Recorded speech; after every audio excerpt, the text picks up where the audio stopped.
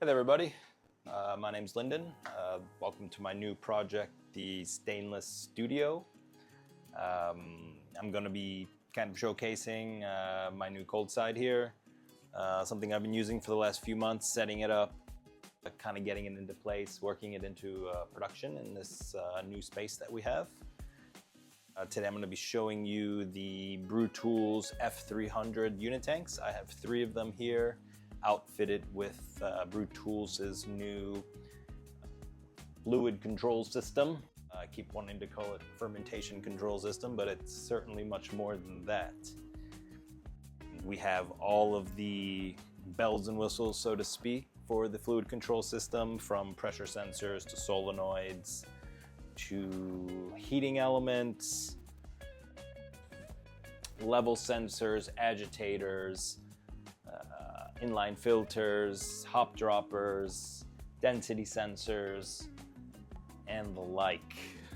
I'll show you how I'm using everything on these unit tanks. I also have a Bright 300, and I'm really going to dive in a little bit deeper to each of the pieces. I've got the I/O module and relay for the heater up on a grid behind the tanks, and it keeps everything fairly flexible for me. When I first started with the project, I put the spunding valve, CO2 valve, or CO2 in valve up on top of the tanks just to keep them out of the way, and it's worked pretty well. But now that we have the level sensor and the agitator, I wanted to free some ports up on top, so we're going to be moving the CO2 in and out set up to the cane with a couple of valves.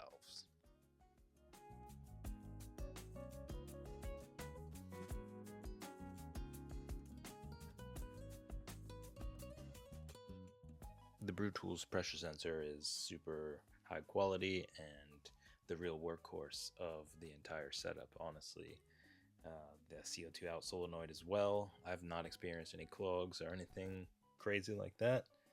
I really like to put them on top of a 34mm butterfly valve as a just in case something goes wrong. It can always be removed and serviced, or have a manual spunding valve added just in case there's no power or something breaks.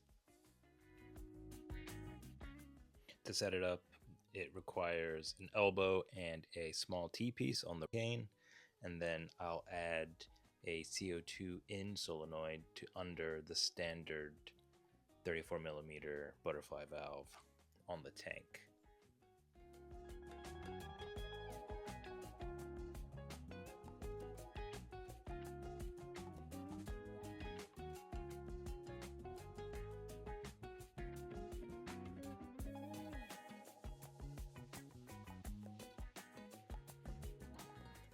Coming from the CO2 tank, I'm just going to have this John Guest fitting to a 34mm fitting going to the CO2 in solenoid.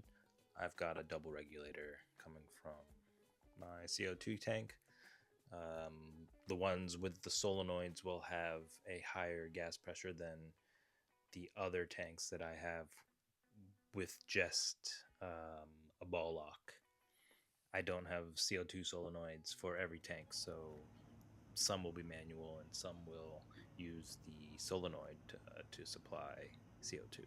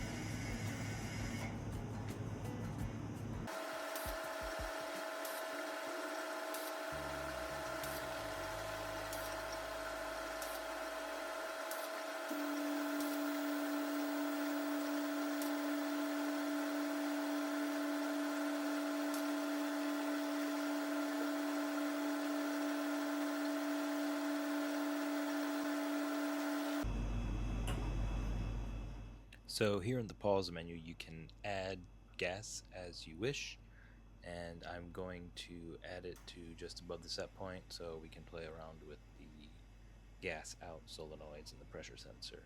You can also do Glycol in, and you can do just about everything from this screen here.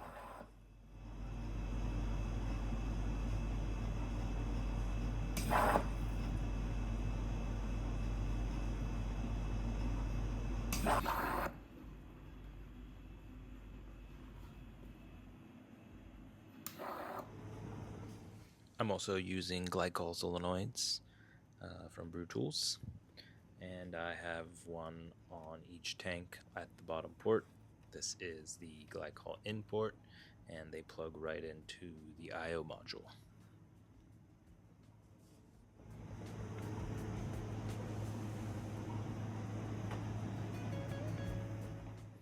I have a big Glycol loop going around the entire brewery, and it comes up and around here and through this back wall and over here to an industrial sized Quantor Chili Max, and it runs about 9 tanks, around 500 to 300 liter tanks. Here's a look at the Glycol solenoid off the tank. This particular one is set up with a normal plug instead of a I/O module plug.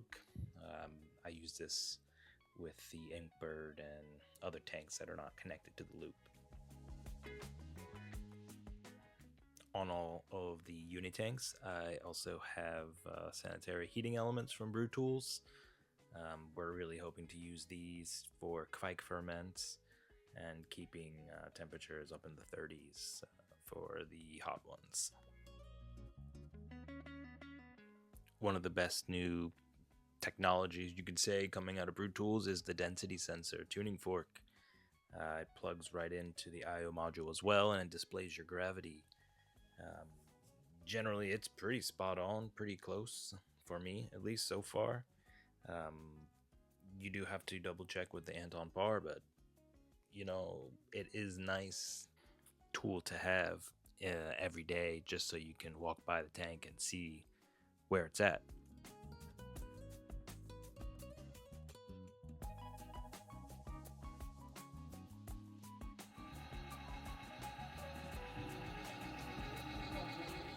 A new fun addition to the tanks is the Agitator.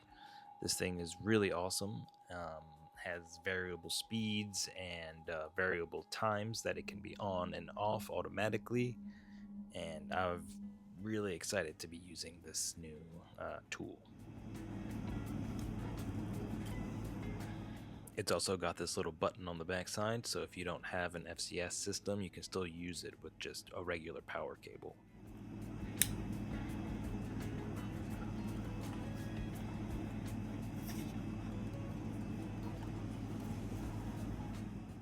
It stays on the rod with a magnet, like a magnetic impeller, so you don't have to worry about sanitary issues when it's submerged into your product.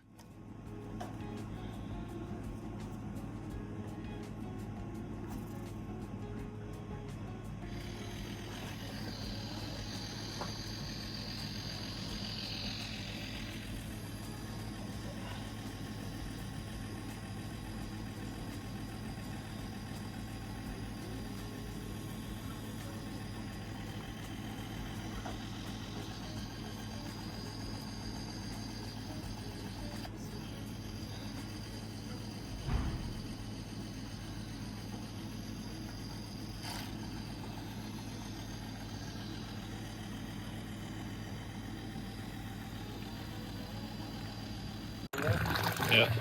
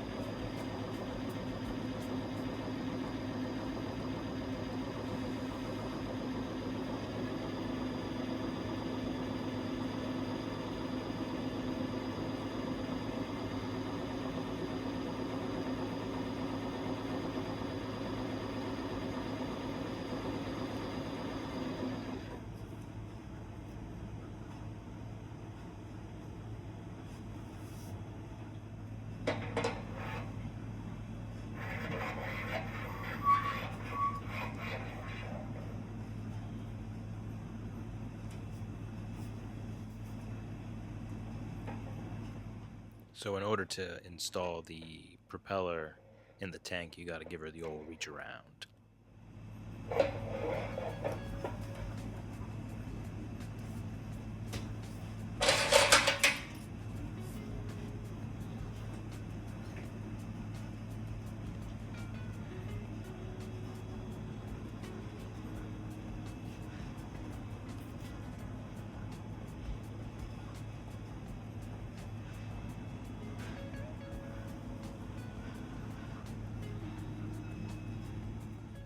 A really awesome new tool from Brewtools is the laser level sensor. It's gonna be really good to know how much you've actually got in your tank just displayed on the screen, and it should just fit right on top. And then in the setup section you have presets for all of the Brewtools tanks, or you can enter custom presets.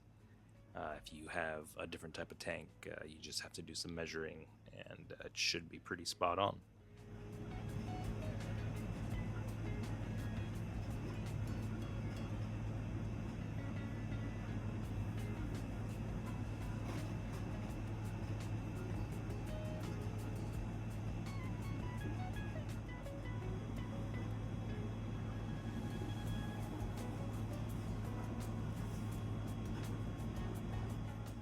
This is the current setup menu for the laser level sensor, and here you have all the presets for all of the different tanks that Brewtools makes.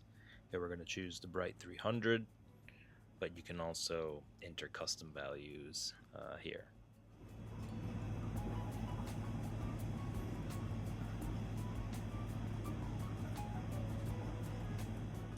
So here we're doing a little test, and we're going to start with 114 liters and fill a 20-liter keg.